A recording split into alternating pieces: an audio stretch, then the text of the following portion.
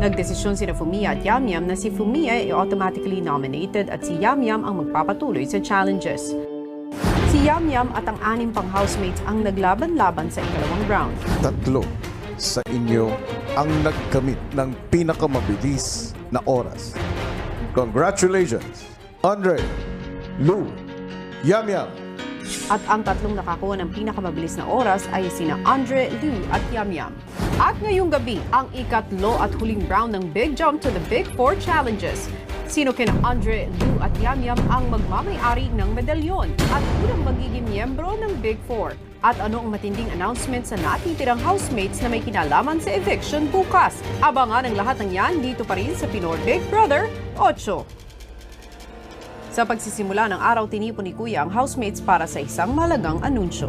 Andre, Lou at Yamyam, kayong 3 ang pinalad na makarating sa huling yugto ng Big Jump Challenge. Matapos ang araw na ito, isa sa inyo ang unang adult housemate na magkakamit ng golden medallion at mapapabilang sa Big 4 para sa inyong huling Big Jump Challenge.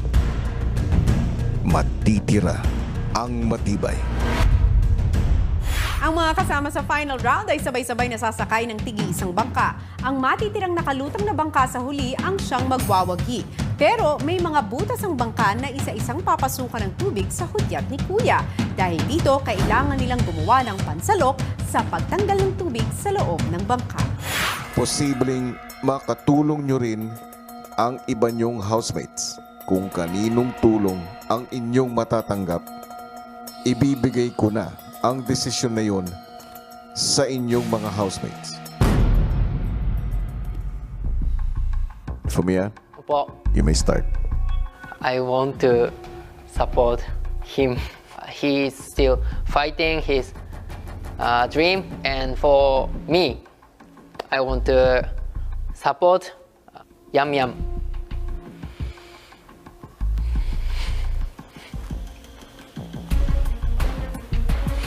Thank you so much. Camille, ikaw na ang susunod. When it comes to physical kasi, para sa akin, mga lalaki, malalakas, feeling ko, need niya ako. So, ang pinipili ko si Lou. Girl power. Ang susunod ay ikaw, Kim. Kung may isang tao na pipiliin kong tulungan at suportahan para maabot ang kanyang pangarap, dahil nakita ko sa kanyang mga mata yung determinasyon sa bawat challenge na gagawin niya at buong puso niya itong ginagawa para sa kanyang pangarap. Throughout, gusto kong tulungan si Kuya Yamyam.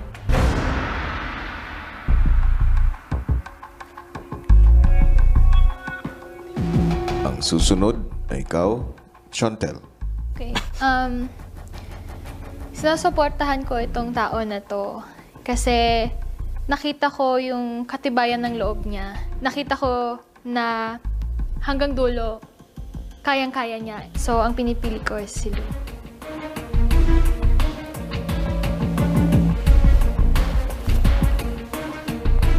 Thea, Kuya, ikaw na. pinipili ko yung taong to dahil ang dami niyang ipinaglaban sa buhay niya. Alam kong hindi lang ako ang nai-inspire niya, tayong lahat, at ang libu-libong tao sa loob at labas ng bahay na ito. Kaya gusto ko pong suportahan si Kuya Yamyam.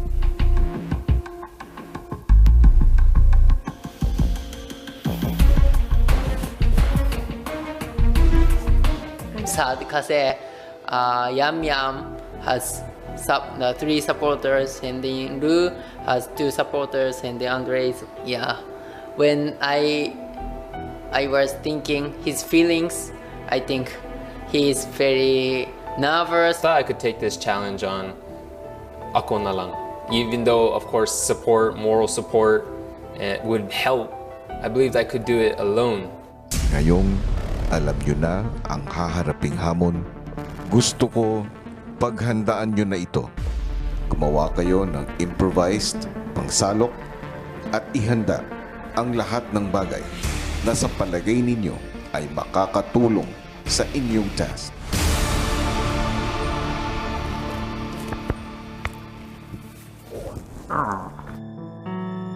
Si Fumia, si Kim, at si Thea po, kuya. Sobrang laki ng pasasalamat ko po sa kanila po, kuya, na ako yung pinili nilang matutulungan po nila, kuya. Si Camille, in-expect ko na pipiliin niya si Kuya Yamyam. So, big shock po yun sa akin. Pati din po si Chantel, sinasabi niyang naniniwala siya sa akin. Ang sarap po pakinggan, kuya, kasi may pumiling sumuporta po sa'yo. Malaki pong bagay po yun sa akin, kuya. Matapos kausapin ni Kuya, kanya-kanya nang gawa ng pangsalok ang mga housemates. It's gonna be interesting. Ito, mas maganda to. Kaso, dito ba? Di ka naman siguro masasaktan dito. No? Yun yung iniisip ko kung nalagyan ko ng something dito. Ganyan na ikaps. Ano yung isip? Oo. Focus on one thing, ha? Isang malaki, tsaka isang medyo maliit po. Sinecure ko po na para hindi siya masira pag naragyan na po siya ng mabigat na bagay. Kung may nagagawa na si Lou, ang malapit na kaibigan si Andre, tila nalilito pa. Ito, kay Kuya He'll find out.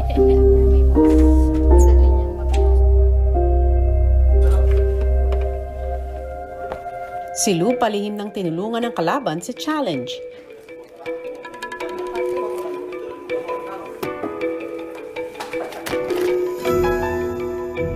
There's a normal bleach bottle. Take off the top, and you can hold it at the bottom. And just use it as a scooper. Si Yamyam, mainit pa rin ang diskusyon. Your strategy is something and then put, and then Throw. it's diba? Yeah, tama na na. Mas biglang mawala na pala yan. Mag-sound bitaw ko tiyang tubig dyan, yung bubarog ko, buo na largo. Out balance ka. You want to like this? Yeah, it's hindi pwede. Out balance ka. Ilang saglit pa'y nagsimula na si Yamyam sa paggawa ng pansalok. Nung toilet tray po, kuya, natakpan po namin para yung tubig hindi tumagas po sa loob po, kuya. Yung strainer po, nalalagyan ko ng flash bag po with the help of Chantel and Camille po, kuya. I got the bucket or the tray that we use to put in our small things like toothbrush, things like that. I got that, and there's little holes in it. I put in a trash bag in the middle and folded around the edges and tied my belt around it. Matapos gumawa ng pangsalok ay naghanda na ang tatlo para sa kanilang Big Jump Challenge. Yamyam will not forget us. Andre will not forget us. Or else, throw a bottle. Rule number 3. Or else throw a bottle and tie leaves to it. This is the big four. They're gonna put him 100% no matter what. And my family believes in me. So as well, I'm fighting here to make them proud.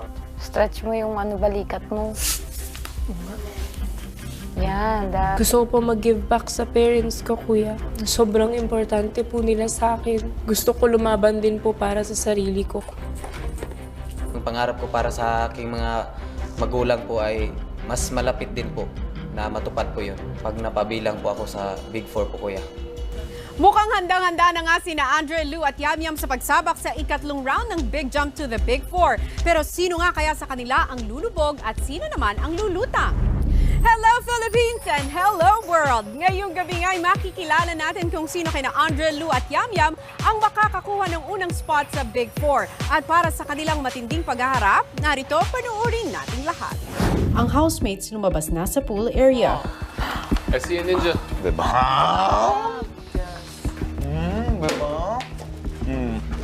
Oh, Hello. gosh, that's big. Ilang saglit pa ay nagsimula na ang hamon. Andre, Lou at Yamyam, handa na ba kayo? Sa aking hudyat, hahatakin ng Black Ninjas ang takip sa unang butas. Ready? Get set, Black Ninjas. Hila sa takip.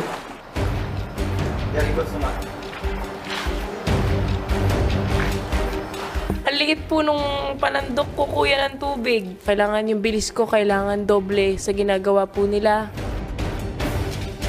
I do have an advantage, but also certain ways I do have my disadvantages in this challenge po. I know for one thing, I'm heavier. So when I'm heavier, I believe the water comes in a little bit more. Si Yamyam hindi pa nagsisimulang magsalok ng tubig. The only